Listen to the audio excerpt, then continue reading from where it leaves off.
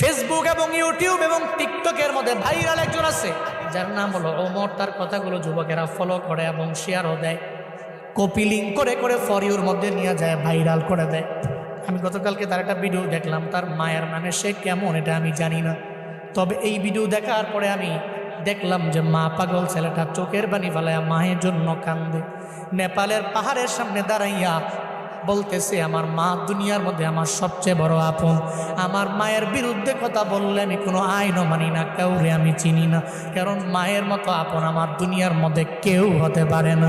সে বলতে লাগলো, যখন আমার বাবা নাই, আমার মা ছাড়াই পৃথিবীতে আমার আপন যখন কেউ নাই, আমার মায়ের গার্মেন্টসে চাকরি করে করে করে করে কোনো রকম জিন্দেগি চালাইয়া আমারে ফালাইয়া যায় নাই, বরং পরিশ্রম করে করে আমার মা স্কুলের মধ্যে আমারে পড়াইলো।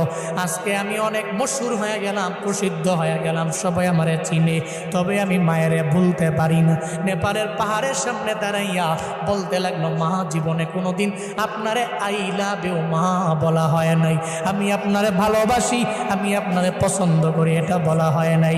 ওমর নামক ওই ছেলেটা বলতে লাগলো, এরপরে আমার আপন আমার নানি, যদি জীবনে কোনোদিন একটা হেরিয়ার গাড়ি আমি কিনতে পারি, আমার মায়েরে ওঠামো, আমার নানিরে ওঠামো।